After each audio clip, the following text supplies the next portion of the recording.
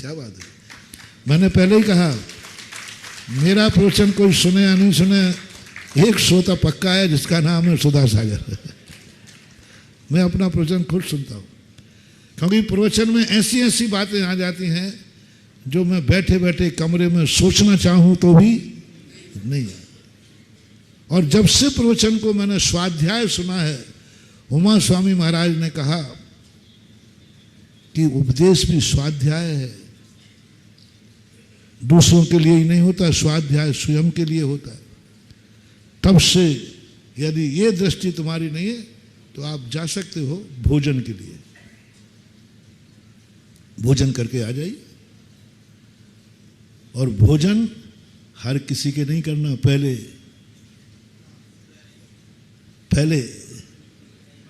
संबंध बनाओ, आयाराना बनाओ, कुछ ना कुछ संबंध बनाओ, तब बनेगा। बिना संबंध के बन ही नहीं सकता। हाँ, बिना संबंध के एक जरूर हो सकता है, भोजन। भीख मांग सकते हो। भीख किसके दरवाजे मांगी जाती है? रिश्तेदार के। तो जो व्यक्ति का मोक्ष का संबंध नहीं है, जो व्यक्ति सामायिक रत्नत्रय व्रत आदि का संबंध के बिना भोजन करता है किसी के यहाँ, वो या तो रिश्तेदारी से भोजन करे या वो भीख के अंदर जाएगा। वो भीख किसी से भी ली जा सकती है। आपको अब हमारे लिए दो नियम हो गए, भोजन करो तो रिश्तेदार ढूंढो, नहीं तो भीख कहलाएगी, ये भिक्षा नहीं कहलाएगी। भीख कहलाएगी, भिक्षा नहीं कहलाएगी। और भीख मांग के खाना है तो खाते रहो। अब भिक्षा की बात है, बस कुछ नहीं करना, इतना ही जोड़ना है, मैं जो कुछ भी कर रहा हूं, मैं आहार भी लूंगा, एक अंजलि पानी भी पीऊंगा, एक अंजलि पानी भी ले रहा हूं तो इसलिए ले रहा हूं कि जिससे मेरा रत्नत्रय प्रशस्त पहुंच जाए। यदि कम पानी लूंगा तो गर्मी बहुत है, विहार करना पड़ेगा, हो सकता है पित्त बढ़ सकता है, हो सकता है सामायिक, हो सकता है डिहाइड्रेशन, क्या बोलते हैं पानी कमी, डिहाइड्रेशन, वो हो सकता है, तो सामायिक बिगड़ जाएगी। इसलिए मेरा मन है एक चुल्लू और ले लूँ। समझना, पानी ले रहे थे, गर्मी के दिनों में होता है अक्सर कर, पेट करा भर, फिर मन एक चुल्लू तो तुम लोग जब पानी पीते हो ना उपवास के बाद,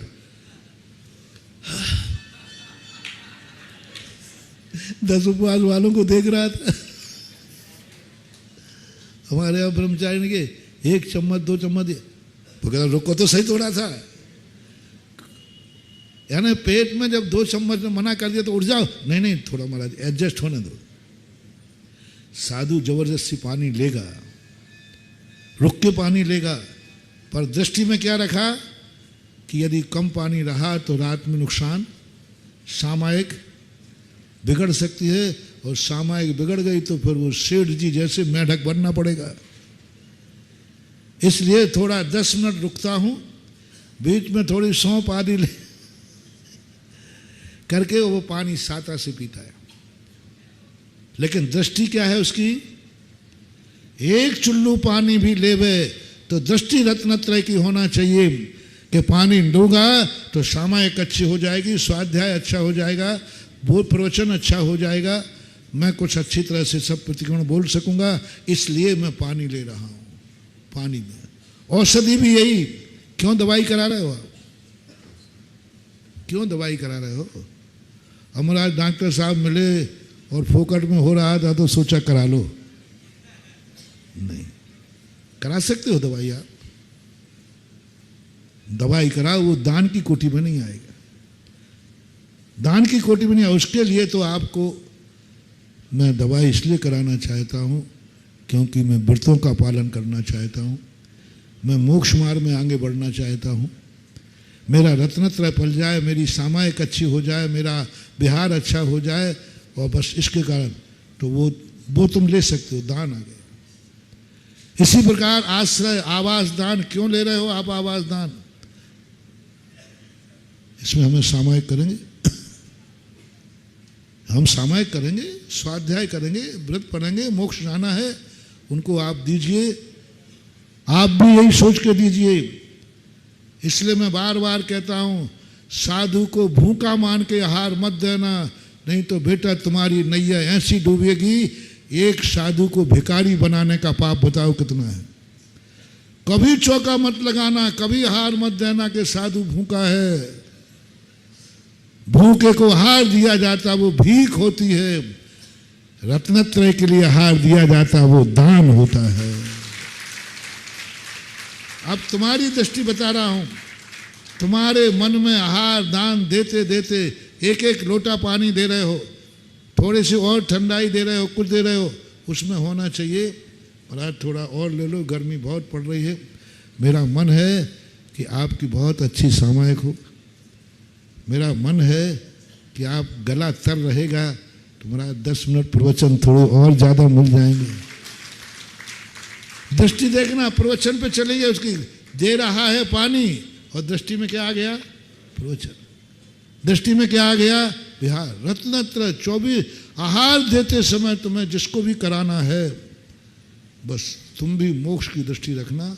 ये मोक्ष मार्गी है, मोक्षार्थी है, मोक्ष की इच्छा रख रहा है, इसलिए फिर वो भोजन नहीं है, फिर क्या हो गया? वो आहार। फिर वो औषधि नहीं है, फिर क्या हो गया? वो औषधि दान। फिर वो मकान नहीं है, वो क्या हो गया? संत शाला। धर्मशाला में भी किनको रोकना है? जो मंदिर के लिए आया। क्यों आए हो मंदिर के लिए? बोले भाई मेरा मन भी है कि एक दिन मैं भी भगवान बनूं, लेकिन अभी तो हिम्मत नहीं है। बोले भाव तो है कि नहीं? भाव है। आप धर्मशाला में ठहरा दीजिए, वो आवास दान में आएगा, क्योंकि वह मोक्ष के जाने का भाव कर रहा है। नहीं, मेरा मोक्ष जाने का भाव है, लेकिन अभी नहीं बन पाऊँ, मेरी ताकत नहीं है, मैं संग गृहस्थी में उलझा हूँ, शरीर की परिस्थितियाँ हैं, लेकिन जाना तो मुझे मोक्ष ही है। यदि ऐसा भाव जिसको हो गया, वो धर्मशाला भी आवास दान हो गई। इसलिए अब सुन रहे हो रे बालको, नाबालक की बालक है, बालक हो गए हो। अब जिम्मेवारी तुम्हारी खुद बनती है कि तुम खुद फैसला करो, तुम निर्णय करो, तुम लिस्ट बनाओ क्या क्या चीज़ें सही हैं।